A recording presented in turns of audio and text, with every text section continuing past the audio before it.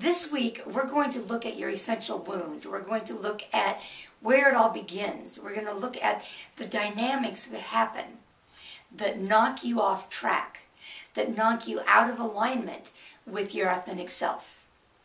So what is the essential wound? The essential wound, as defined by Hal Bennett in his book, Follow the Bliss, is basically that first experience that you have in this lifetime where you experience the world as unsafe.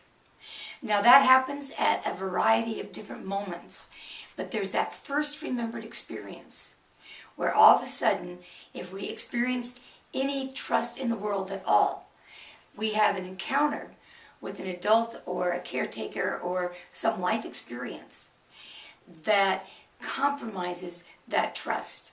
And something gets fractured at that time. Something gets shattered within us. And once that's shattered, a whole sequence of responses then takes place. Not only do we have that break, but we have our emotional response to that break. We have a biochemical response to that break. And we make certain decisions based on that break. That's what I call our blueprint. It's the blueprint for how we relate to our world. Later in the week, I'm going to talk about how that evolves into what I call your codependent bargain. And that codependent bargain fuels your cherished saboteur. But today, we're just going to work with the essential wound. And again, on my website, I've gone into this with much more detail.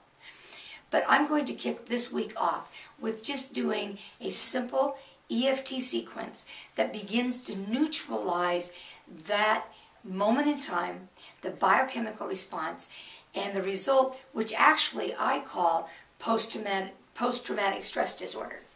Now, there's a lot of definitions for that, but research has now indicated that post-traumatic stress disorder is not just limited to people who have been in the war or have been held captive. People who grow up in real dysfunctional family systems. People who even are not the victims of the abuse, but are the observers of the abuse, develop that post-traumatic reaction. And that post-traumatic reaction, it's like your system just goes into spasm. And then any time in the rest of your life, until it's healed, that you experience or encounter any kind of situation that resonates with that same vibrational shattering, your system creates that whole emotional and biochemical response to this. That's what I call the collapse into the inner child. And when we collapse, we're seeing the world from that aspect of us who experienced that shattering. And we have the same coping mechanisms in that moment of time to deal with the current situation. So inner child work encourages you to externalize that reactivity. That's what we did in the 7-layer process. You externalize that, you begin to work with it as an extension of yourself. That's the inner child part. Now remember, the term inner child is just simply a way to personify what you feel. It's not different ego states, it's different feeling states. And we have a variety of feelings in response to this essential wound. So today we're just going to start taking the edge off of that essential wound, and we're going to be developing and working with that concept much more fully over this next week. So again, I recommend that you look at the material on the website, which is right in this video. I've posted a lot more information on this dynamic, but I want to get into the actual neutralizing of it. So I would invite you to take a moment and just ask yourself to go back to the moment in time when you first experienced the world as being unsafe. And let your psyche take you wherever it needs to take you. Pause the video if you need to pause it. But once you have a sense of that, then we're first going to start with the reversal. Because if that was your essential wound, trust me, you have a subconscious part of you who has developed a whole way of being in the world, and that part of you is going to be very resistant to letting it go. So let's start with the reversal, And then we'll go through the sequence of neutralizing it, introducing the possibility of change, and the conviction to allow it to change. So just tap on your karate chop for the reversal. Even though I do not want to let go of my response to this essential wound, I do want to love and accept who I am today. Even though there's just no way I'm going to let go of the whole story that I've written for myself around this essential wound, I do want to love and accept who I am today. So even though there's just no way I want to let go of this, it's just way too frightening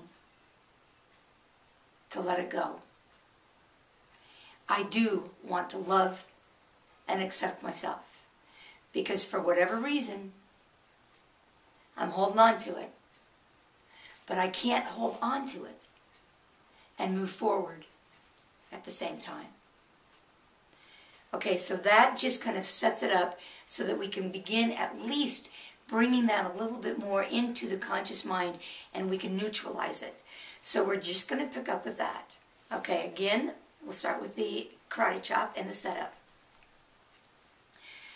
Even though after all these years, I'm still affected by this essential wound, I really do want to accept and love who I am today. So even though after all the workshops I've done, after all the books I've bought, the videos I've watched, all the money I've spent trying to heal my past, I am still affected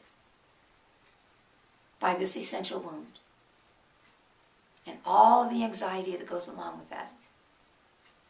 But even though that's still the case, I do want to love and accept who I am today.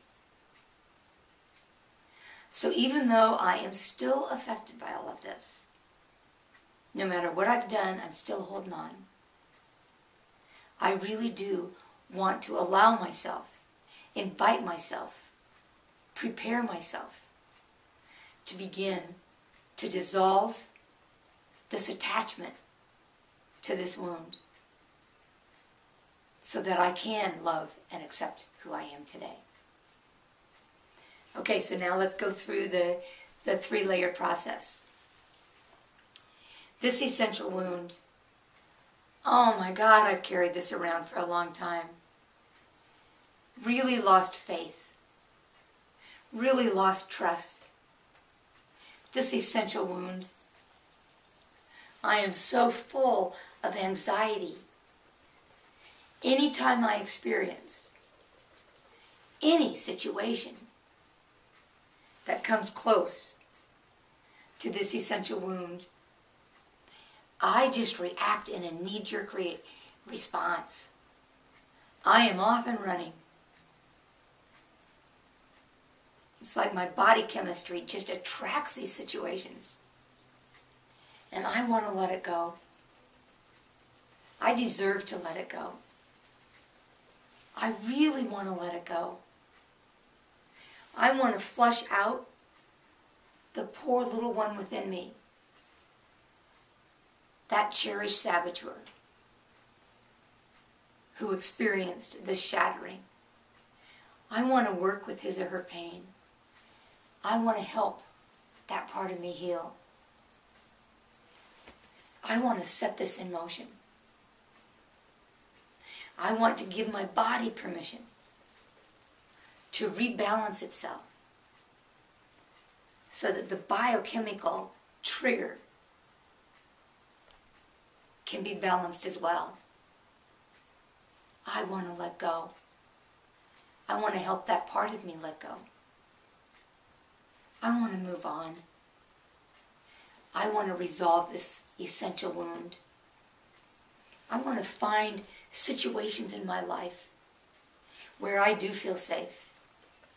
Whereas the adult, I have created safety. And I want to focus on those. I choose to empower my adult self, who can focus on those positive moments where I did feel safe. I want to empower that inner adult so that he or she can begin to enter into relationship with that poor little one within me who felt this essential wound. And together we can begin to heal. I see this essential wound, and I'm willing to go through the healing process that will enable me to bring that part of me home. Thank you, thank you, thank you.